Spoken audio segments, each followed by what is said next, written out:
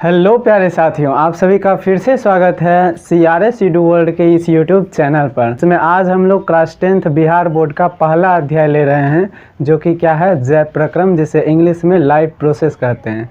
तो एक motivational line के साथ आज की क्लास को भी हम लोग कंटिन्यू करते हैं। ज़िंदगी की असली लड़ाई अभी बाकी है, कि ज़िंदगी की असली लड़ाई अभी बाकी है, मेरे इरादों का इम्तिहान अभी बाकी है। अभी तो नापी है मुट्ठी भर ज़मीन हमने, अभी तो नापी है मुट्ठी भर ज़मीन हमने, अभी तो मेरे लिए पूरा आसमान बाकी है। इसी मोटिवेशनल लाइन के साथ आज की क्लास को भी हम लोग कंटिन्यू करते हैं। तो देखिए, लाइफ प्रोसेस यानी जिसको कहते हैं जय प्रक्रम। वास्तव में जय प्रक्रम होता क्या है?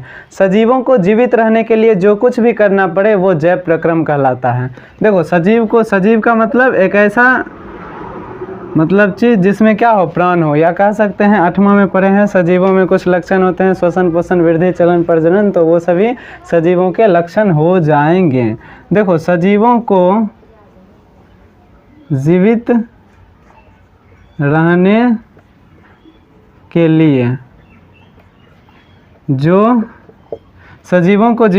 के लिए जो प्रक्रम अनिवार्य है उसे हम लोग क्या बोलते हैं, जय प्रक्रम या लाइफ प्रोसेस बोलते हैं। जैसे कि सजीव को मान लीजिए अगर किसी को भोजन नहीं दें तो क्या वो जीवित रहेगा? नहीं। तो भोजन ग्रहण करना क्या हो जाएगा? भोजन ग्रहण करना अनिवार्य हो जाएगा। अगर भोजन ग्रहण नहीं करेगा तो वो जीवित नहीं रहेगा। अगर हम कह दें कि सांस नहीं लेंगे आप जीवित रह जाइएगा, तो नहीं, ऐसा भी नहीं होगा। तो श्वास लेना यानी ऑक्सीजन ग्रहण करना, ऑक्सीजन ग्रहण करना, बिना ऑक्सीजन ग्रहण किए भी हम लोग जीवित नहीं रह सकते हैं। अब देखिए, हमारे शरीर में बहुत सारा अनुपयोगी पदार्थ या अपशिष्ट पदार्थ बनता है। अगर उसको हम शरीर से बाहर नहीं निकालें तो वो पदार्थ जो है हमारे शरीर में विभिन्न प्रकार का रोग करेगा और हम जीवित नहीं रह पाएंगे। यानी कि अपशिष्ट पदार्थ का निष्कासन भी करना क्या है, अनिवार्य है। यानी अपशिष्टों का निष्कासन। नेक्स्ट हम लोग देखते हैं। अब देखो, एक्चुअली ऐसा है कि आप खाना खा लीजिए, उसके बाद आपके शरीर की प्रत्येक कोशिकाओं में उस खाना से ऊर्जा बन जाता है। लेकिन ऐसा नहीं होता है कि मतलब अगर हम खाना खा लिए, मेरा मुंह बोल रहा है, तो बाकी शरीर के किसी भी पार्ट में एनर्जी रहेगा। एक्चुअली जो एनर्जी शरीर की कोशिकाओं में रहता है वो क्या कहता है, परिवहन होकर हमारी उस अंग तक जाता है जो काम करता है। जैसे मैं अभी बोल रहा हूँ तो मेरा मुंह सबसे ज़्यादा काम कर रहा है, और उसमें भी जीभ, जो कि आवाज़ यानी वॉइस को जनरेट करता है।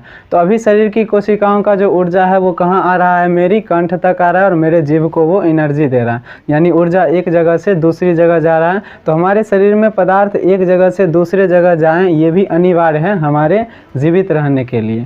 तो नेक्स्ट हमारा क्या हो जाएगा, पदार्थों का उचित स्थान तक जाना, उचित स्थान तक जाना। नेक्स्ट अगर हम लोग एक और घटना की बात करें तो देखिए, अगर हमारा दिमाग सही नहीं है, यानी हमारा शरीर का कंट्रोल अगर सही नहीं है, तो हम कितने भी खा लें पी लें, हमारी सारी आवश्यकताएं पूरी हो, फिर भी हम अपने आप को जीवित नहीं रख पाएंगे। यही कारण है कि पागल का दिमाग काम नहीं करता है। बेचारे शारीरिक रूप से थोड़े अच्छे होते हैं, पर मानसिक रूप से अच्छे नहीं होने की वजह से शरीर में कब क्या कौन सा कार्य करना है, कहाँ रिस्पॉन्स करना है, ये सब नहीं होता है, और वो क्या होते हैं, मर जाते हैं, यानी उनका विनाश हो जाता है।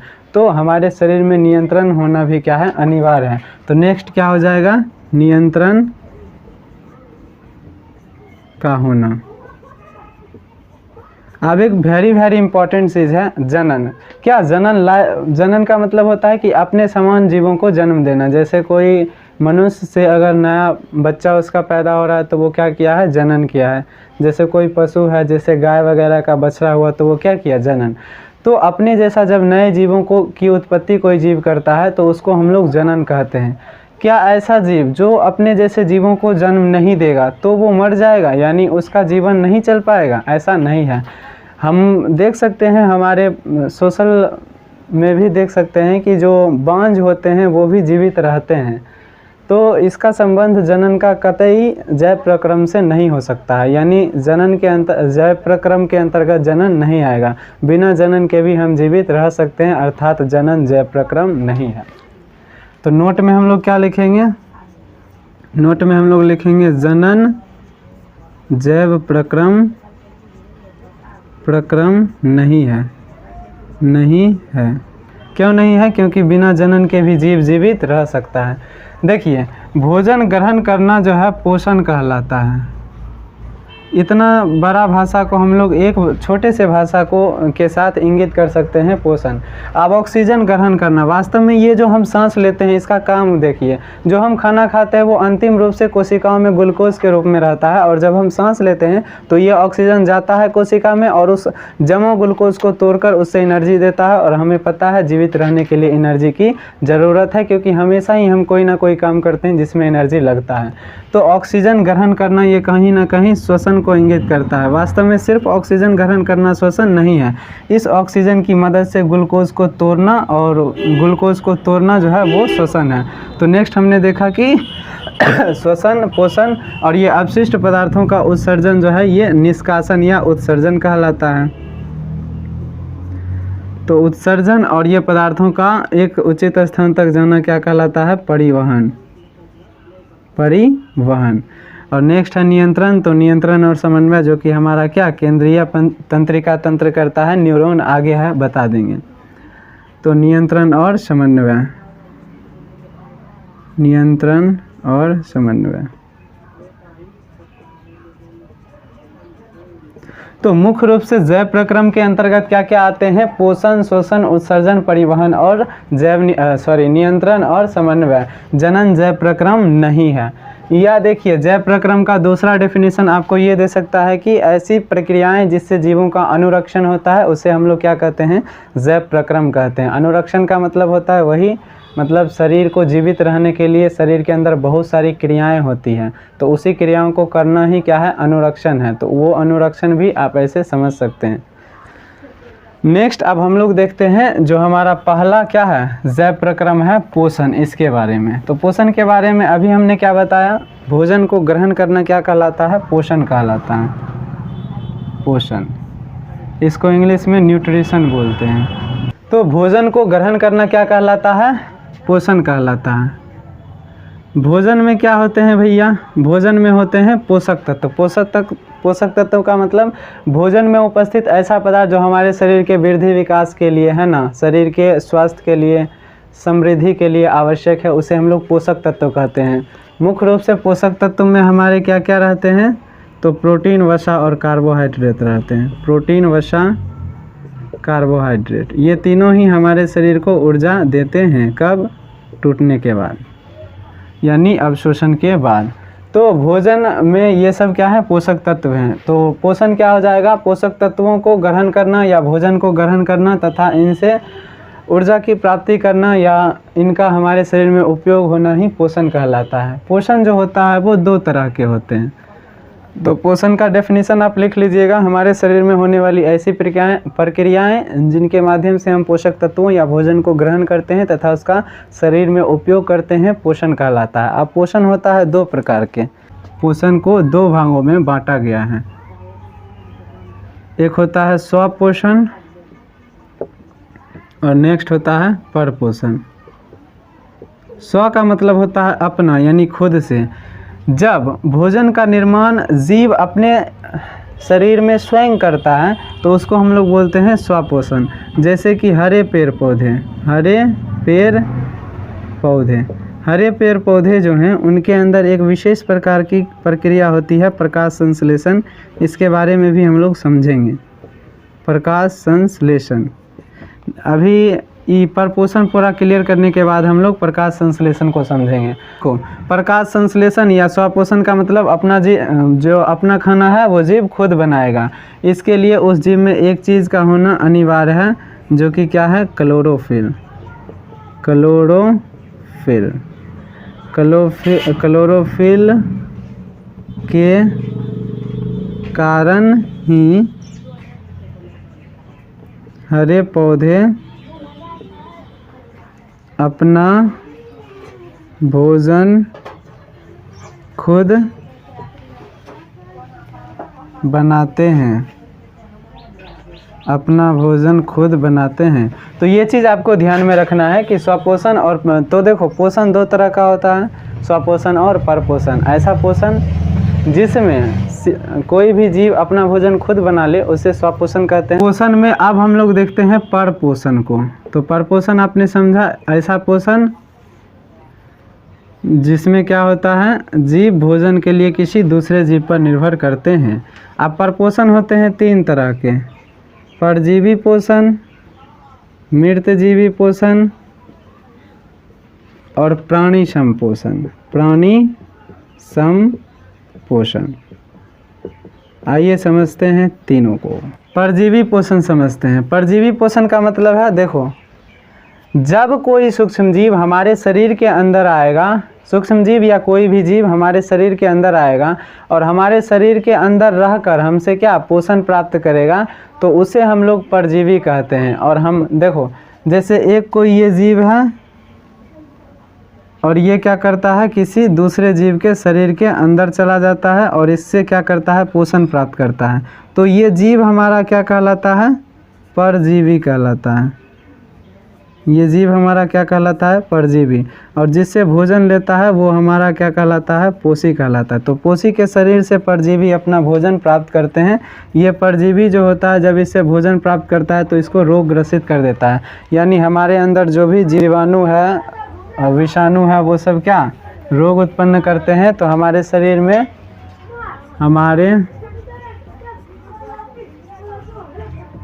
शरीर में मौजूद रोगाणु, अब रोगाणु में आपका जीवाणु या कवक जो भी है वो आ जाएगा। हमारे शरीर में मौजूद रोगाणु परजीवी पोषण दर्शाते हैं, परजीवी पोषण दर्शाते हैं। अब कुछ आपको पता है, हमारे पेट की आंत में वो कीड़ा का एल्बेंडाजॉल भी दिया जाता है ना स्कूल में, जो कि कीड़ा के लिए होता है, कृमि में। तो कृमि भी हमारे शरीर में रहकर हमें रोग पैदा करता है। तो कृमि भी किसके अंतर्गत आ जाएगा, परजीवी पोषण के अंतर्गत। तो कृमि में जैसे कि गोल कृमि, फीता कृमि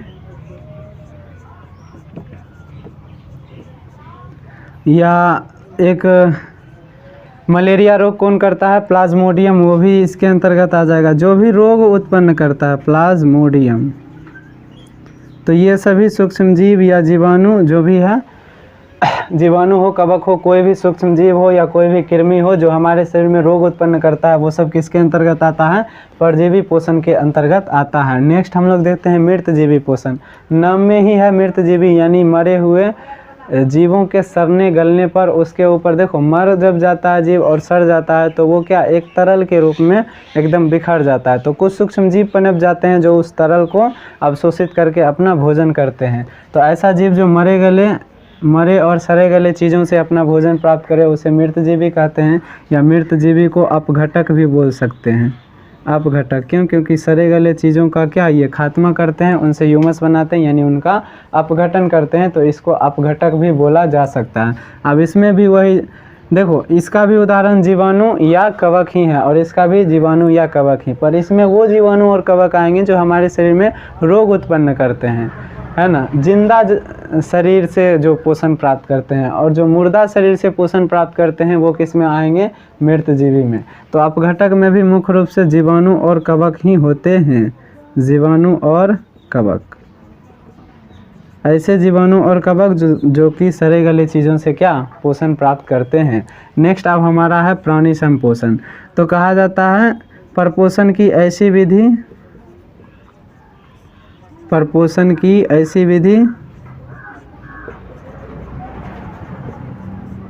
जिसमें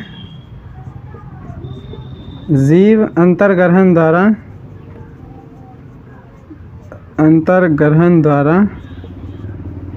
पोषण प्राप्त करता है। पोषण की ऐसी विधि जिसमें जीव अंतर्ग्रहण द्वारा पोषण को प्राप्त करता है। इसका उदाहरण क्या हो जाएगा, जैसे मनुष्य में भोजन का अंतर्ग्रहण होता है, जैसे कि मेढक जैसे कि पैरामीशियम,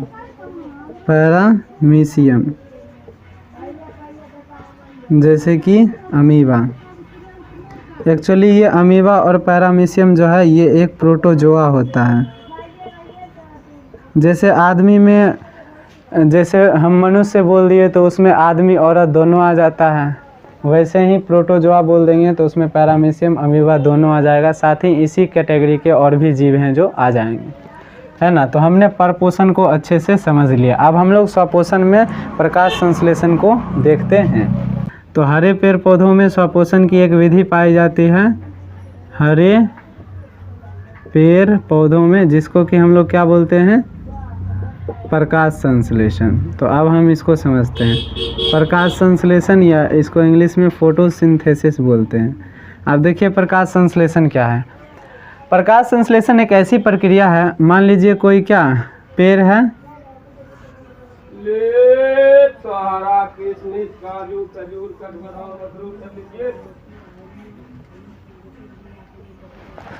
तो ये क्या है, कोई पौधा है, तो पौधा का एक जड़ है, तो जड़ से ये क्या करता है, जल और खनिज को ग्रहण करता है, जल और खनिज लवण।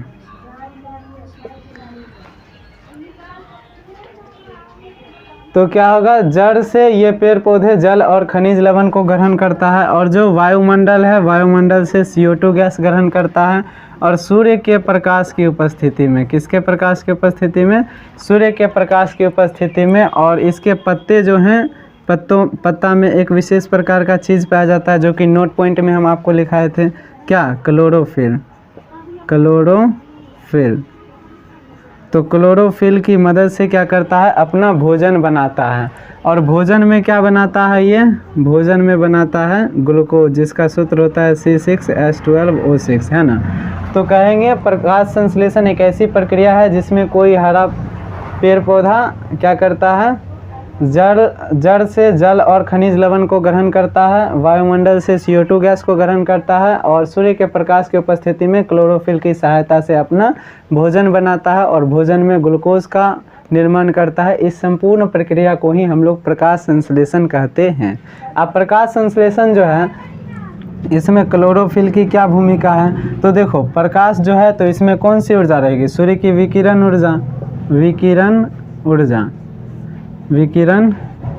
ऊर्जा। और ये जो ग्लूकोज बनता है ये क्या है, एक तरह का रासायनिक ऊर्जा। इसी ग्लूकोज के टूटने से हमें एनर्जी मिलता है। तो क्लोरोफिल ही वो वर्णक है। क्लोरोफिल हरे रंग का होता है, इसीलिए पत्तियों का रंग कैसा होता है, हरा होता है। क्लोरोफिल ही वो वर्णक है जो विकिरण ऊर्जा को किस में बदलता है, रासायनिक ऊर्जा में। इसीलिए क्लोरोफिल अगर है तो ही क्या, प्रकाश संश्लेषण की प्रक्रिया हो पाती है। अब देखो जल है यहाँ पर, और क्या है, खनिज लवण। तो जल का सूत्र आपको पता है क्या होता है, H2O। तो अब हम आपको प्रकाश संश्लेषण की थोड़ा क्रियाविधि बताते हैं, जिससे आपको, तो क्लोरोफिल का महत्व आपने समझ लिया। क्लोरोफिल ही वो वर्णक है जो सूर्य के विकिरण ऊर्जा को रासायनिक ऊर्जा में बदलेगा। नेक्स्ट अब हम लोग थोड़ा समझते हैं प्रकाश संश्लेषण की क्रियाविधि के बारे में, जिससे कि आपको टॉपिक क्लियर हो पाए। तो इसकी क्रियाविधि हम लोग देखते हैं, क्रियाविधि कि सूर्य का प्रकाश क्यों ज़रूरी है।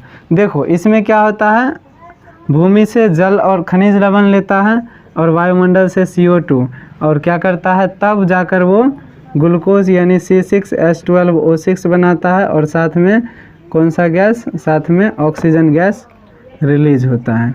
तो यहाँ पर एक्चुअली होता क्या है, सूर्य का प्रकाश लगता है और साथ में क्लोरोफिल। अब क्लोरोफिल की ज़रूरत क्यों पड़ी, क्योंकि क्लोरोफिल ही क्या करता है, सूर्य के विकिरण ऊर्जा को रासायनिक ऊर्जा में बदलता है। तो इसका महत्व आपने समझ लिया। अब हम लोग समझते हैं सूर्य का प्रकाश कैसे ज़रूरी है। तो एक्चुअली जो हमारा प्रकाश संश्लेषण होता है, इसके दो पक्ष होते हैं, एक होते हैं प्रकाश अभिक्रिया और एक होते हैं अप्रकाश अभिक्रिया। एक होते हैं प्रकाश अभिक्रिया, एक अप्रकाश अभिक्रिया। प्रकाश संश्लेषण का वह भाग जिसमें सूर्य की प्रकाश की उपस्थिति का महत्व है, उसे प्रकाश अभिक्रिया कहते हैं। जैसे इसमें होता क्या है, H2O जो हमारा जल है ये टूट जाता है और हाइड्रोजन गैस बनता है और क्या बनता है, ऑक्सीजन गैस। यही हाइड्रोजन गैस क्या करता है, CO2 से अभिक्रिया करके ग्लूकोज बनता है और जल के टूटने से ही ऑक्सीजन गैस प्रकाश संश्लेषण में हमें प्राप्त होती है। तो कई बार क्वेश्चन पूछा जाता है कि ऑक्सीजन गैस किसके टूटने से मिलती है, क्योंकि देखो इसमें जल में भी ऑक्सीजन है, CO2 में भी, तो आप गलती से भी CO2 नहीं लगाइएगा, ओके। तो जल के टूटने से ही क्या हाइड्रोजन गैस बनता है जो CO2 से रिएक्ट करके ग्लूकोज बनाता है। तो यही इसकी क्या है, क्रियाविधि है। अब देखो जल को तोड़ने में ही प्रकाश, सूर्य के प्रकाश की क्या महत्व है, जल को तोड़ने में सूर्य की प्रकाश की उपस्थिति का महत्व है। इसीलिए जल को तोड़ना जो है ये प्रकाश अभिक्रिया हो जाएगा। प्रकाश संश्लेषण का मैंने बताया ना 2 भाग है, तो ये प्रकाश अभिक्रिया हो जाएगा। और फिर जल को तोड़ दिए तो हाइड्रोजन जो बना इसकी CO2 से अभिक्रिया करके क्या ग्लूकोज का बनाना जो है ये अप्रकाश अभिक्रिया हो जाएगा। ये कौन सा अभिक्रिया हो जाएगा, अप्रकाश अभिक्रिया। नेक्स्ट अब हम लोग समझते हैं अमीबा और पैरामीशियम में जो पोषण की विधि है उसके बारे में। तो हमने आपको क्या बताया, अमीबा और पैरामीशियम क्या है, एक तरह के प्रोटोजोआ हैं। जैसे मनुष्य में क्या आता है, आदमी और औरत दोनों आता है, वैसे प्रोटोजोआ में अमीबा और पैरामीशियम दोनों आते हैं। अमीबा भी और पैरामीशियम भी। पैरामीशियम दोनों ही एक कोशिकीय जीव हैं। अब देखो अमीबा जो है इसका आकार अनिश्चित होता है, आकार अनिश्चित होता है, और पैरामीशियम जो है इसका आकार निश्चित होता है, आकार निश्चित होता है। इसमें मुख या निकास द्वार नहीं होता, इसमें मुख या निकास द्वार नहीं होता। ये बस ऐसे ही बता रहे हैं ताकि आपको क्या इसके पोषण विधि को समझने में मदद मिल सके। जबकि इसमें मुख और निकास द्वार होता है, मुख और निकास द्वार होता है, निकास द्वार होता है। तो फर्स्ट ये समझ लिए। अब देखो दोनों में समानता क्या है, अमीबा और पैरामीशियम, अमीबा और पैरामीशियम दोनों मृदु जल में पाए जाते हैं। मृदु जल का मतलब मीठा जल, जो तालाब पोखर वगैरह में होता है, समुद्री जल नहीं। ठीक, क्या होते हैं, एक कोशिकीय भी। प्रोटोजोआ जितने भी है वो एक कोशिकीय होंगे, क्योंकि प्रोटोजोआ प्रोटिस्टा के अंतर्गत आता है, जो कि क्लास 11th में आपको पढ़ना है, इसलिए मैं ज़्यादा वहाँ पर फोकस नहीं कर रहा हूँ। तो आपने क्या समझा, तो देखो अमीबा को तो कैसे भी बना देंगे, इसका आकार निश्चित नहीं है तो कैसे भी बना दिए, सब अमीबा है। लेकिन पैरामीशियम का आकार निश्चित है तो इसका शेप कुछ इस तरह का होता है, इस तरह का। अब देखो पैरामीशियम का शरीर में मुख भी होगा, तो मान लीजिए ये क्या है, यहाँ पर मुख है, तो जहाँ पर मुख होता है और जहाँ पर क्या निकास द्वार होता है वहाँ पर ये सीलिया नहीं पाया जाता। अब सीलिया क्या है वो समझाते हैं हम आपको। देखो एक्चुअली जो पैरामीशियम है इसके पूरे शरीर पर ना रोम यानी बाल के तरह संरचना पाया जाता है, बाल के तरह संरचना पाया जाता है, जिसे हम लोग बोलते हैं सीलिया, CILIA, या इंग्लिश में या हिंदी में सीलिया लिख सकते हैं। ओके, अब देखो इसके मुंह वाले भाग पर और निकास वाले भाग पर सीलिया नहीं पाया जाता है। तो भोजन क्या होता है, मुख वाले भाग से अंतर्ग्रहण होता है। अंतर्ग्रहण हो रहा है यानी अमीबा और पैरामीशियम में किस तरह का परपोषण होगा, आपको पता है, प्राणी संपोषण। कौन सा, प्राणी संपोषण। तो ये दोनों कौन से जीव हो जाएंगे, प्राणी संपोषी जीव हो जाएंगे, ये भी आपको पता है। अब हम पहले अमीबा को समझते हैं। अमीबा में पोषण, अमीबा में पोषण। देखिए अमीबा में पोषण में 3 चरण होते हैं। अंतर्ग्रहण, अंतर्ग्रहण तो होगा ही भैया, क्यों, क्योंकि प्राणी संपोषण है, उसका परिभाषा ही था। अंतर्ग्रहण होता है, पाचन होता है और अवशोषण होता है, सॉरी उत्सर्जन जिसको बोल सकते हैं, उत्सर्जन। पाचन और अवशोषण एक ही बात है। और उसके बाद उत्सर्जन। तो अमीबा का आकार जो है वो फिक्स नहीं होता है। अमीबा जो है ये जो आपको दिख रहा है पैर के तरह, तो बहुत सारा इसका पैर के तरह ये जो भाग दिखता है इसको हम लोग बोलते हैं पादाभ या कूटपाद। पादाभ या कूटपाद, कूटपाद। तो अमीबा पादाभ या कूटपाद की आकृति हमेशा बदलते रहती है, इसीलिए अमीबा का आकार जो है वो निश्चित नहीं होता है। कैसा होता है? अनिश्चित। अब अमीबा का जो भोजन होता है वो छोटा छोटा जीवाणु, छोटा छोटा जीवाणु या शैवाल का टुकड़ा होता है। छोटा छोटा जीवाणु या शैवाल का टुकड़ा जो है वही इसका क्या होता है? भोजन। तो मान लीजिए ये क्या है? शैवाल का टुकड़ा है, तो ये भोजन देखा। अब क्या करता है? ये अपने कूटपाद की आकृति को बदलते रहता है, और कूटपाद की आकृति बदलते बदलते एक बार क्या करता है? जो भोजन है इसको अच्छे से पकड़ लेता है, और जब ये भोजन को अच्छे से पकड़ लेता है तो इसी में ये अपना पाचक रस स्रावित कर देता है। जब इसमें ये अपना पाचक रस स्रावित कर देता है तो ये जो जहाँ भोजन पकड़ाता है और इसका अवशोषण और क्या पाचन होता है, इसको हम लोग भोजन रसधानी बोलते हैं। रसधानी, या इसी को इंग्लिश में फूड वैक्यूल बोला जाता है। वैक्यूल पर उसका पाचन और अवशोषण हो जाता है। देन जो पदार्थ बच जाता है उसको क्या करता है? फिर ये अपना आकृति बदलेगा और धीरे धीरे करके इसको शरीर से बाहर निष्कासित कर देगा। तो इसमें अमीबा में पोषण की यही तीन है: अंतर्ग्रहण, पाचन और अवशोषण, और देन उसके बाद उत्सर्जन। तो बहुत ही सिंपल वे में इसका पोषण कंप्लीट हो जाता है। नेक्स्ट आता है दूसरा प्रोटोजोआ हमारे सिलेबस का, जो कि क्या है? पैरामीशियम। इसकी आकृति फिक्स होती है, कुछ इस तरह की इसकी आकृति होती है। इसके शरीर पर बाल की तरह संरचनाएं पाई जाती है, जिसे हम लोग सीलिया बोलते हैं। सीलिया कहाँ कहाँ पर नहीं रहेगी? मुख द्वार और निकास द्वार। तो ये निकास द्वार है, यहाँ से भोजन इसके शरीर में एंटर करता है, और निकास द्वार के माध्यम से ये जब इसका पाचित हो जाता है तो अपचा भोजन जो अपशिष्ट है वो बाहर निकल जाता है। तो सिंपल वे के साथ इसमें भी पोषण हो जाता है। अब ये सीलिया जो है, सीलिया इसके मृदु जलीय है, तो जल में इसको तैरने में या भोजन को पकड़ने में मदद करेगी। तैरने या भोजन को पकड़ने में क्या करती है? मदद करती है सीलिया। ओके। और कूटपाद का मतलब अमीबा का मदद कौन करता है भोजन को पकड़ने में? तो कूटपाद। या उसको जल में गति के लिए कौन मदद करेगा अमीबा को? तो कूटपाद। तो अब हम लोग लास्ट टॉपिक को पढ़ते हैं, मनुष्य में पोषण। चलिए इसको समझते हैं। तो सबसे पहले एक मोटा चित्र बना लेते हैं, जैसा भी बने, कालाकार तो है ही नहीं, उजलाकार है ही। तो मान लीजिए कैसा भी एक क्या, सबसे पहले हम लोग फिगर बना लिए।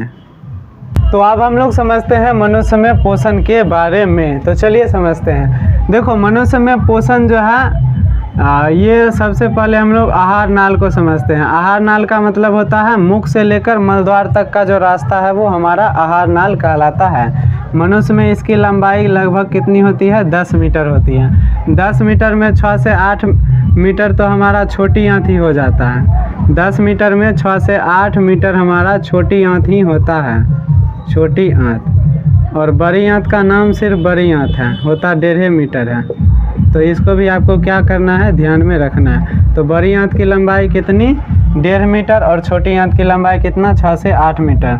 और चौड़ाई इसकी 2.5 सेंटीमीटर होती है, क्या चौड़ाई। तो इसको भी ध्यान में रख सकते हैं। सबसे पहले आता है मुख गुहा, मुख गुना लिख रहे हैं। सबसे पहले आता है मुख गुहा, मुख गुहा के बाद आता है ग्रसनी, ग्रसनी के बाद आता है ग्रास नली, ग्रास नली के बाद आता है अमाशय, अमाशय, और अमाशय के बाद आता है छोटी आंत, अमाशय के बाद छोटी आंत, छोटी आंत के बाद बड़ी आंत,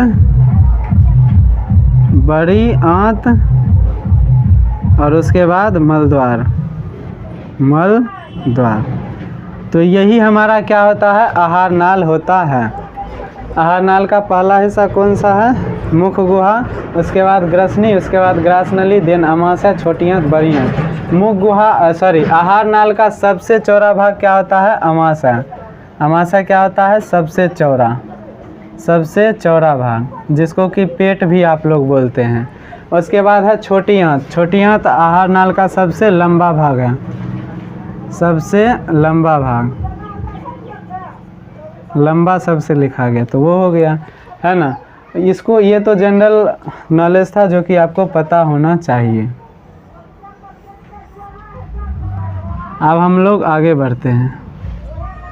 देखिए, तो सबसे पहले भोजन कहाँ आता है? मुख गुहा में। मुख गुहा यानी जिसको सिंपल हम लोग मुख बोलते हैं। अब एक्चुअली मुख में होता क्या है? तो मुख में आपको पता है, मुख में क्या होता है? दांत होता है और जीभ होता है। दांत और जीभ होता है, और एक चीज़ होता है जिसको हम लोग बोलते हैं लार ग्रंथि, जिसको कि लेर बोलता है सब। वो क्या है? लार ग्रंथि है। मुख गुहा में 3 लार ग्रंथि होती है। तीनों का नाम देख लीजिए। पहला क्या होगा? पैरोटिड, दूसरा सबलिंगुअल और सबमैंडिबुलर। पैरोटिड की संख्या 2, सबमैंडिबुलर की संख्या 2 और सब लिंगुअल की भी संख्या 2। तो कुल मिलाकर 6 यानी 3 जोड़ी। तो मुख गुहा में जो है लार ग्रंथि की संख्या कितनी होती है? 3 जोड़ी यानी 6 होती है। तो लार ग्रंथि तो आपको क्लियर हो गया। अब लार ग्रंथि में एक तरह का एंजाइम होता है जो अभी हम आपको बताएंगे। फिलहाल हम लोग दांत के बारे में समझते हैं। तो दांत क्या है? दांत एक ऐसा भाग है जो क्या करता है? भोजन को चबाने का काम करता है। यानी मैस्टिकेशन जो है फूड का, खाना का जो चबाना है या उसको टुकड़ों में विभाजित करना, वो कौन करता है? दांत करता है। मनुष्य में 4 तरह के दांत होते हैं। पहला होता है कृंतक, दूसरा होता है रदनक, तीसरा होता है अग्रचवर्णक और चौथा क्या होता है? अग्रचवर्णक और चौथा होता है चवर्णक। चवर्णक। तो इसमें कृंतक का काम है काटना, रदनक का काम है चीरना या फाड़ना, रदनक का दूसरा नाम भेदक भी होता है, और अग्रचवर्णक और चवर्णक का काम है पीसना या उसको चबाना। कृंतक को क्या कहते हैं? इंसीजर कहते हैं। इसको कैनाइन बोलते हैं, इसको प्रीमोलर और इसको मोलर भी बोला जाता है। नेक्स्ट अब हम लोग करते हैं जीभ की बात। तो जो भी खाना का स्वाद हमें प्राप्त होता है, मीठा खट्टा, ये सब जीभ के कारण ही होता है। जीभ में क्या होता है? स्वाद कलियाँ, यानी छोटा छोटा सा स्वाद कली होता है। स्वाद कलियाँ जो क्या करता है? भोजन के स्वाद को देने का काम करता है। तो मुख गुहा में ये तो रही जनरल बात। अब हम लोग उस लार ग्रंथि के लार की बात करते हैं। तो देखो, मुख गुहा में ना कार्बोहाइड्रेट का पाचन शुरू हो जाता है। मुख गुहा में किसका पाचन शुरू हो जाता है? कार्बोहाइड्रेट का। मुख गुहा में जो लार होता है ना, लार जो कि लार ग्रंथि से निकलेगा, लार ग्रंथि की संख्या 6 या 3 जोड़ी। तो इससे निकलता है टाइलिन, टाइलिन या उसी को बोलते हैं लार एमाइलेज। टाइलिन बोलते हैं या लार एमाइलेज। टाइलिन या लार एमाइलेज एंजाइम जो होता है वो किससे निकलता है? लार से, यानी लार में रहता है। ये क्या करता है? 30% स्टार्च, स्टार्च क्या है? कार्बोहाइड्रेट, इसको पचा करके माल्टोज में बदल देता है। किस में बदलता है? माल्टोज में। तो ये भी आपको क्या करना है? ध्यान में रखना है। तो मुख गुहा में पूछेगा किसका पाचन शुरू होता है? तो कार्बोहाइड्रेट का। ये माल्टोज या ये दोनों जो है ये क्या है? कार्बोहाइड्रेट है। तो किसका पाचन शुरू होता है? कार्बोहाइड्रेट का। पूछेगा क्या सभी कार्बोहाइड्रेट यानी 100% हो जाता है? तो नहीं, उसका आंशिक ही होता है 30%, जो कि आपको क्लास 11th में देखने को मिलेगा। अब मुख गुहा के बाद भोजन एक, देखो ये मुख गुहा से आता है तो यहाँ आता है, और ये क्या है? नासा गुहा यानी नाक का छिद्र। नाक का छिद्र और मुख का छिद्र दोनों जो है एक ही जगह पर खुलता है, जिसका नाम है ग्रसनी। यानी ग्रसनी एक ऐसा भाग है जहाँ मुख गुहा और नासा गुहा यानी नाक का छिद्र और मुख का छिद्र दोनों खुलता है। तो ग्रसनी के बारे में बस इतना जानना है कि ये एक ऐसा जगह है जहाँ मुख गुहा और नासा गुहा यानी जहाँ पर भोजन और हवा दोनों जाता है। अब ग्रसनी के बाद जैसे देखो, ये मान लीजिए मुख गुहा से आया और ये नासा गुहा से आया, तो ये जहाँ मिला ये भाग क्या है? ग्रसनी है। अब नीचे जाइएगा तो 2 भाग खुलता है, 2 नली। एक नली को हम लोग बोलते हैं वायु नली, या वायु नली को हम लोग वायु नली, और दूसरा को हम लोग बोलते हैं भोजन नली। भोजन नली। भोजन नली का दूसरा नाम है ग्रास नली, ग्रास नली, और वायु नली का दूसरा नाम होता है श्वास नली। श्वास नली जो है, श्वास नली के ऊपर एक छोटा सा ढक्कन टाइप का पाया जाता है जिसको एपिग्लोटिस बोलते हैं। एपिग्लोटिस। तो एपिग्लोटिस क्या है?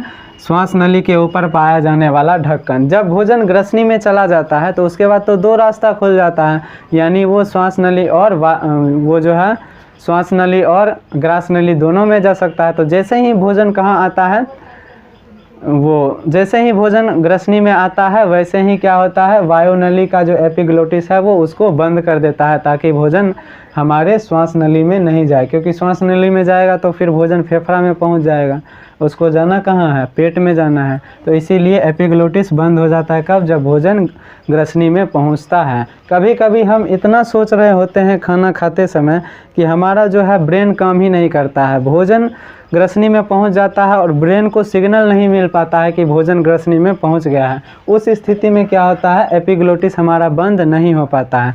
तो इसीलिए भोजन का कुछ कण जब क्या होता है वायु नली में जाने लगता है तो फिर फेफड़ा वाला कोशिका देखता है और वो सोचता है कि ये क्या आ रहा है, और वो उस भोजन के कण को जोर से धक्का मारता है, जो कि हम लोग क्या करते हैं, कहते हैं सरक गए। तो सरकना मतलब यही होता है, जो अचानक हिचकी आती है वो इसी कारण आती है कि उस समय, इसलिए ध्यान देकर तब खाना खाया कीजिए, कहीं और ध्यान रहता है आपका और एपिग्लोटिस आपका जो वायु नली है उसको बंद नहीं कर पाता है।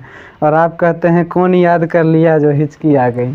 चलिए, तो इसके बाद भोजन जो है तो एपिग्लोटिस बंद हो जाएगा तो ये जो रास्ता है वायु नली का, या जिसको हम लोग श्वास नली बोलते हैं, वो बंद हो जाएगा। तो भोजन ग्रसनी से कहाँ जाएगा, ग्रास नली में। अब ग्रास नली में देखो ये एक पाइप है। अब इस पाइप में आप देखे होंगे जैसे सांपर को देखते होंगे, मेढक को जब पकड़ लेता है तो मुंह वाला हिस्सा फूल जाता है, फिर पुचक के एकदम पूरे शरीर में पचाता है उसको। जैसे सांप है, ये क्या करता है, यहाँ पर मान लीजिए मेढक पकड़ लिया तो यहाँ इसका सांप का मुंह हो जाएगा, आइए मेढक उसके शरीर में ऐसे करके पुचक करके पचता है। तो इसी तरह से भोजन के जो कण होते हैं वो इस तरह से हमारा जो ये ग्रास नली है उसमें ऊपर से नीचे आते हैं, यानी हमारा ग्रास नली शिथिलन और सिकुड़न करते रहता है। इस गति को हम लोग कर्मांकुचन कहते हैं। क्या कहते हैं, कर्मांकुचन। और नीचे खिसकेगा तो ये जे शेप की आकृति जो दिख रही है, या इसको यू शेप की आकृति बोल सकते हैं, यानी यू आकार की, ये सी लिख दिए, सी आकार की, यू आकार की या जे आकार की जो ये आकृति है, ये क्या है, अपना अमाशय है। तो ग्रास नली के बाद भोजन कहाँ जाता है, अमाशय में जाता है। अमाशय को हम लोग पेट भी बोलते हैं। सामान्य भाषा में जो हम लोग पेट बोलते हैं वो हमारा क्या होता है, अमाशय होता है, जो कि आहार नाल का सबसे चौड़ा भाग है। अमाशय का 3 हिस्सा होता है,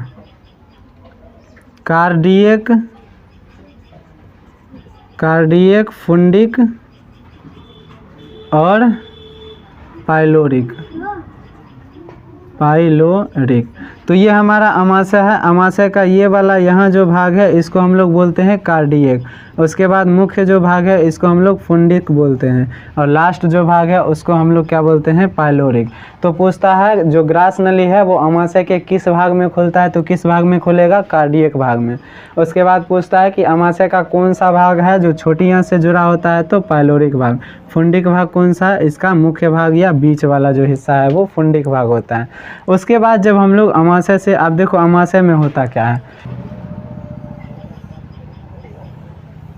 ये जैसे अमाशय हो गया हमारा, तो अमाशय के अंदर ना ये इसका दीवाल है। तो अमाशय का जो दीवाल है, अमाशयी दीवाल हम बोल देते हैं। तो अमाशयी दीवार जो है इसमें 3 तरह की कोशिकाएं होती है। पहला म्यूकस कोशिका, दूसरा अम्लीय या भित्तीय कोशिका,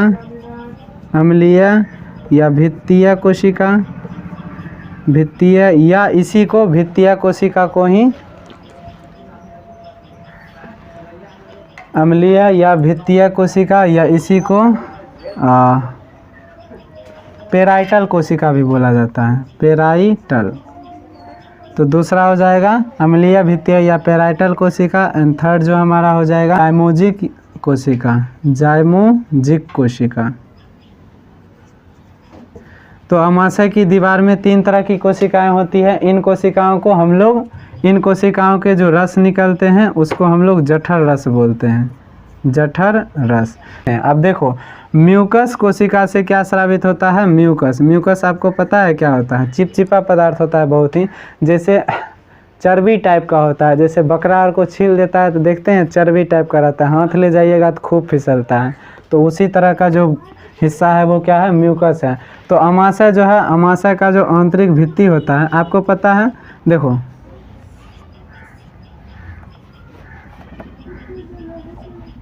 अमाशय जो है उसमें जो अम्लीय या भित्तीय या पेराइटल कोशिका है ये HCl अम्ल को स्रावित करता है। HCl अम्ल बहुत ही क्या है, बहुत ही प्रबल अम्ल होता है और इसीलिए भोजन में जो जीवाणु वगैरह आते हैं उसको अमाशय में HCl अम्ल नष्ट कर देता है। ये इतना खतरनाक होता है कि अगर हमारे बॉडी पर पड़ गया तो उसको जला देगा। तो HCl अम्ल से बचाने के लिए जो है म्यूकस कोशिका म्यूकस को स्रावित करती है, जो क्या करता है, अमाशय की दीवार को HCl अम्ल से बचा कर रखता है। नेक्स्ट हमारा जो है वो है जाइमोजिक कोशिका, या इसी को मुख्य कोशिका बोलते हैं। ये पाचन में मदद करेगा। तो ये कैसे पाचन में मदद करेगा, तो ये जो है एक चीज़ को स्रावित करता है जिसको बोलते हैं पेप्सिनोजन। पेप्सिनोजन पेप्सिनोजन जो है वो निष्क्रिय होता है, निष्क्रिय। जैसे मान लीजिए अभी कुंभकर्ण सोया हुआ है तो निष्क्रिय है, जब उसको पिंच करके उठा देंगे तो वो सक्रिय हो जाएगा और काम करेगा। तो वैसे ही अभी पेप्सिनोजन क्या है, निष्क्रिय है।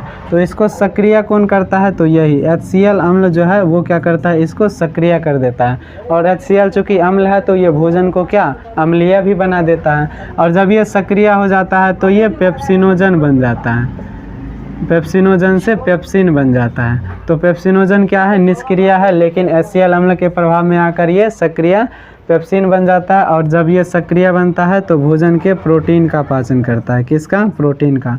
पूर्ण पाचन अगेन ये नहीं करता है। जैसे आंशिक पाचन हुआ था कार्बोहाइड्रेट का मुख गुहा में, वैसे ही आंशिक पाचन होता है प्रोटीन का, और प्रोटीन का पाचन करके ये पेप्टोन में बदल देता है। नेक्स्ट अमाशय के बाद जो है भोजन कहाँ चला जाता है, छोटी आंत में।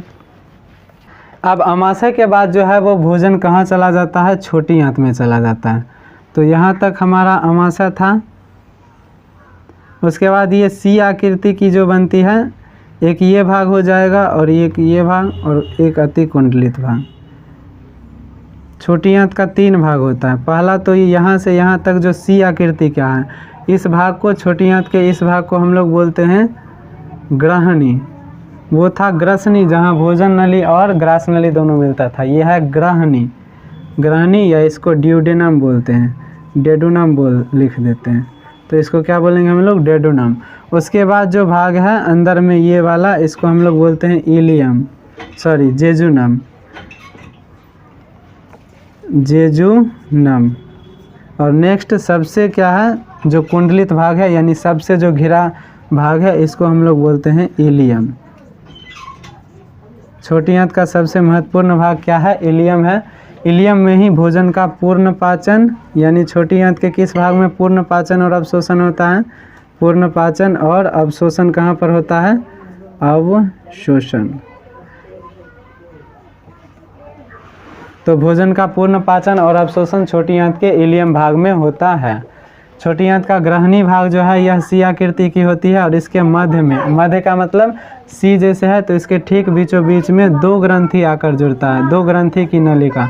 एक ग्रंथि का नलिका जुड़ता है उसको बोलते हैं अग्नाशय, तो अग्नाशय की नलिका जुड़ता है। और दूसरा जो जुड़ता है वो पित्ताशय से जुड़ता है, यानी पित्त की थैली, पित्त की थैली की नलिका जुड़ती है। अब पित्त की थैली जो है इसमें पित्त होता है, यानी पित्त एक पदार्थ है, और दूसरा अग्नाशयी जो है इससे जो आता है वो क्या होता है, हमारा एंजाइम होता है।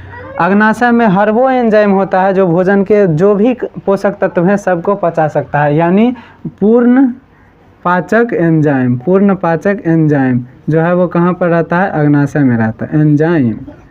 अब देखो, अब आपका क्वेश्चन होगा कि पित्ताशय में जो पित्त जमा रहता है वो कहाँ से जमा रहता है, तो ये जो आपको दिख रहा है इसका नाम है यकृत, जिसको इंग्लिश में लीवर बोलते हैं। लीवर ही है जो पित्त का निर्माण करता है, पित्ताशय पित्त का निर्माण नहीं करता है। पित्ताशय तो बस एक डिब्बा जैसा है जो पित्त को जमा रखता है। ओके, तो पित्ताशय पित्त को सिर्फ जमा रखने का काम करता है, पित्त का निर्माण नहीं करता। अब पित्त का इम्पोर्टेंस क्या है, तो देखिए यहाँ पर भोजन कैसा हो गया था, छोटी ये अमाशय में अम्लीय, क्यों? क्योंकि HCl अम्ल था।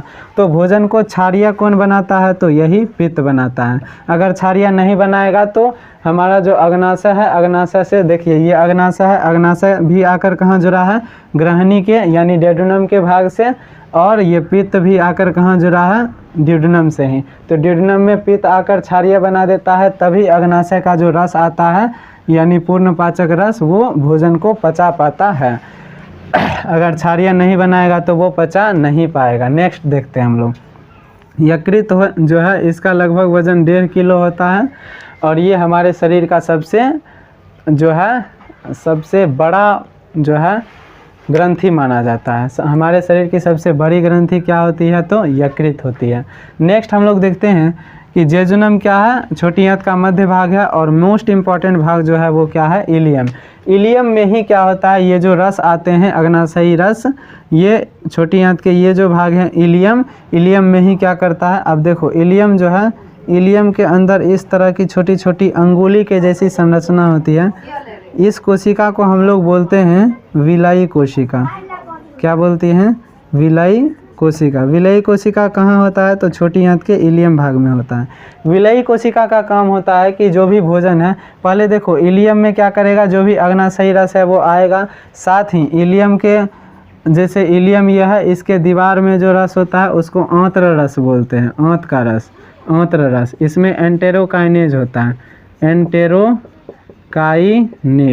एंटेरोकाइनेज क्या करता है? जो हमारा क्या अग्नाशय के रस आते हैं, अग्नाशय के रस या पूर्ण पाचक रस जो आते हैं उसको सक्रिय करता है। उसको क्या करता है? सक्रिय। और जब वो सक्रिय हो जाता है तो भोजन में प्रोटीन, वसा, कार्बोहाइड्रेट है या फिर न्यूक्लिक अम्ल है, जो भी है सबको पचा देता है। कौन? यही पूर्ण पाचक रस। इस पूर्ण पाचक रस में बहुत सारे एंजाइम होते हैं, अभी हम उसका चार्ट आपको बनाकर दे देंगे, इसीलिए उसको यहाँ पर नहीं घसीट रहे हैं। और विलाई कोशिका कहाँ में होता है? इलियम भाग में, जो भोजन का अवशोषण करता है। अवशोषण का मतलब अगर पचा दिया तो अब उसको अवशोषित करके कोशिका तक अवशोषित यहाँ से कर लेगा और उसको किस में भेज देगा? रक्त में। रक्त यानी खून। अब खून तो शरीर के पूरे भाग में है, तो खून के माध्यम से शरीर के प्रत्येक कोशिका में ये पचा हुआ भोजन चला जाता है, और कोशिका में ये ग्लूकोज के रूप में जमा रहता है। किस रूप में? ग्लूकोज के रूप में। और तब जब हम लोग सांस लेते हैं तो वो ऑक्सीजन इसी ग्लूकोज को तोड़कर हमें एनर्जी देता है। ओके।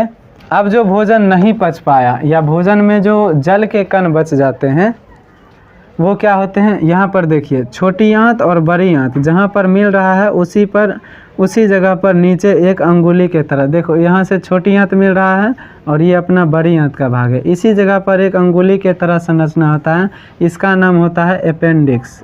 क्या होता है? अपेंडिक्स। इसका कोई काम नहीं होता, ये एक अवशेषी अंग है। आहार नाल में इसका कोई काम नहीं होता है। अपेंडिक्स में जब भोजन के कण चले जाते हैं तो इसमें सूजन यानी ये फूल जाता है, और तब हम लोग कहते हैं अपेंडिक्स फट जाएगा, इसलिए इसका ऑपरेशन करके डॉक्टर इसको काट कर हटा देते हैं। इसका कोई काम नहीं होता है हमारे शरीर में। ओके, तो अब हम लोग समझते हैं। तो देखो, और छोटी आंत, तो छोटी आंत का 3 भाग हो गया था। क्या क्या? ड्यूडेनम यानी जिसको ग्रहणी बोलते थे हम लोग, और उसके बाद जेजुनम और इलियम। मध्य भाग क्या है? जेजुनम। इलियम का काम क्या है? इलियम में 2 चीज़ होता है, पूर्ण पाचन और अवशोषण। नेक्स्ट देखते हैं, जो बड़ी आंत हमारा है, बड़ी आंत के मुख्यतः इसके भी 3 भाग होते हैं। एक ऐसा भाग जो क्या हो रहा है, छोटी आंत और बड़ी आंत जहाँ मिलता है, इस भाग को हम लोग बोलते हैं सीकम। क्या बोलते हैं? सीकम। तो बड़ी आंत का पहला भाग क्या होता है? सीकम होता है, और दूसरा ये पूरा भाग जो है ये कहलाता है कॉलम। और एक ऐसा भाग जहाँ पर भोजन मल के रूप में जमा रहता है उसको हम लोग बोलते हैं मलाशय या रेक्टम। रेक्टम या मलाशय। तो बड़ी आंत का कितना भाग हो गया? 3 भाग। ये तीसरा भाग हो गया सीकम, और ये हो गया कॉलम। अब कॉलम में ये ऊपर जा रहा है तो असेंडिंग कॉलम, ये क्या है? ट्रांसवर्स है तो ये ट्रांसवर्स कॉलम, नीचे आ रहा है तो डिसेंडिंग कॉलम। और यहाँ पर थोड़ा सा सिग्मोइड कॉलम भी हो जाता है। ये सब किसमें? 11th में, तो उतना आप ध्यान नहीं रखिए। बड़ी आंत में बस 3 भाग होता है। क्या क्या? पहला सीकम, दूसरा कॉलम और तीसरा रेक्टम। सीकम क्या है? छोटी आंत और बड़ी आंत जहाँ मिलता है, जहाँ पर अपेंडिक्स होता है, वो वाला जो भाग है वो क्या है, सीकम है। बाकी जो भाग है वो क्या है, कॉलम। तो सबसे ज़्यादा कौन सा भाग होता है, कॉलम। और रेक्टम या मलाशय कौन सा भाग है, ऐसा भाग जहाँ अपचित भोजन जमा रहता है। अब कॉलम जो है इसमें क्या होता है, भोजन का पाचन तो हो ही गया, अब कुछ जल बच जाते हैं, जल का अवशोषण जो है वो बड़ी आंत के कॉलम वाले भाग में होता है। और इस तरह से जो है हमारा पाचन जो है पूर्ण होता है। अब हम आपको बताते हैं एंजाइम की कुछ क्रिया किस प्रकार होती थी। देखो ये पोषक तत्व है, इसका पाचन शुरू कहाँ में होता है, मुख गुहा में शुरू होता है। और पूर्ण पाचन कहाँ में होता है, पूर्ण पाचन सबका कहाँ होता है, छोटी आंत में। छोटी आंत में पूर्ण पाचन होता है। छोटी आंत में पूर्ण पाचन और अवशोषण, पूर्ण पाचन और अवशोषण कहाँ पर होता है, छोटी आंत में, अवशोषण। देखो वसा का पाचन कहाँ शुरू होता है, प्रोटीन और वसा का पाचन जो है वो अमाशय में शुरू होता है ना। और कार्बोहाइड्रेट का पाचन कहाँ शुरू होता है, मुख गुहा में। इतना आपको ध्यान में रखना है। कार्बोहाइड्रेट का पाचन कौन सा एंजाइम करता है, तो उस एंजाइम का नाम क्या है, एमाइलेज। क्या है, एमाइलेज। एमाइलेज एंजाइम क्या करता है, कार्बोहाइड्रेट का पाचन करता है। वसा का पाचन कौन करता है, तो वसा का पाचन करता है लाइपेज एंजाइम। कौन एंजाइम, लाइपेज एंजाइम। और प्रोटीन का पाचन कौन करता है, पेप्सिन। कौन करता है, पेप्सिनेज बोल सकते हैं। तो पेप्सिनेज एंजाइम जो है वो प्रोटीन का पाचन करेगा, लाइपेज एंजाइम वसा का पाचन करेगा, एमाइलेज एंजाइम कार्बोहाइड्रेट का पाचन करेगा। कार्बोहाइड्रेट के पाचन से क्या बनता है, तो अंतिम रूप से ग्लूकोज बनता है। कार्बोहाइड्रेट पाचित होकर क्या बनता है, ग्लूकोज। वसा पाचित होकर क्या बनता है, वसीय अम्ल और ग्लिसरॉल। वसीय अम्ल और ग्लिसरॉल और ग्लिसरॉल। और प्रोटीन अंतिम रूप से क्या बनता है, तो एमिनो अम्ल, एमिनो अम्ल और अमीनो अम्ल बनता है। क्या बनता है, एमिनो अम्ल। अब वो जो हमारा अग्नाशयी रस था उसमें हम लोग बोले ना पूर्ण पाचक रस, तो उसमें क्या क्या रहता है। पित्त जो है पहला तो भोजन को कैसा बनाता है, क्षारीय बनाता है। और दूसरा ये पायसीकरण करता है। पायसीकरण किसका, वसा का। वसा का पायसीकरण छोटी आंत में कौन करता है, तो पित्त करता है। कैसे, पायसीकरण का मतलब होता है तेल का एक बड़ा बूंद है और इस पर पानी का छोटा बूंद आप दे दीजिएगा तो इसका बड़ा बूंद छोटा छोटा बूंद में टूट जाएगा। यानी वसा के जो बड़े बूंद हैं उसको छोटे छोटे बूंद में तोड़ना ही पायसीकरण कहलाता है, जो कि हमारा कौन कर देता है, पित्त कर देता है। साथ ही पित्त भोजन को क्षारीय माध्यम देता है, जिसके कारण वहाँ पर अग्नाशयी रस काम कर सके। अब जो अग्नाशयी रस होते हैं, अग्नाशयी रस ये पूर्ण पाचक एंजाइम है। पूर्ण पाचक एंजाइम साबित करते हैं अग्नाशयी रस। तो इसमें होता क्या क्या है, इसमें होता है trypsin, trypsin, chymotrypsin, chymotrypsin, trypsin, chymotrypsin और पेप्सिन दे देते हैं, पेप्सिन। तो ट्रिप्सिन, काइमोट्रिप्सिन और पेप्सिन ये तीनों किसका पाचन करेगा, प्रोटीन का। और क्या बनाएगा, एमिनो अम्ल। उसके बाद चौथा हम लोग देखते हैं होता है लाइपेज। तो लाइपेज किसका करेगा, अभी ही आपको बताए, वसा का। और क्या बनेगा, वसा अम्ल और ग्लिसरॉल।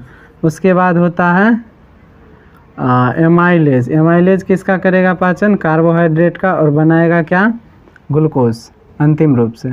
तो ये किसका करेगा, कार्बोहाइड्रेट का। या कार्बोहाइड्रेट को मंड भी बोलते हैं, क्लास 7th में ही है, तो मंड का पाचन करेगा। ओके, नेक्स्ट एक होता है न्यूक्लियस। न्यूक्लियस, तो न्यूक्लियस के बारे में आपको ध्यान में रखना है कि ये न्यूक्लिक अम्ल का पाचन करता है, यानी न्यूक्लिक एसिड का पाचन करता है। और बनाता है क्या, उससे न्यूक्लियोटाइड।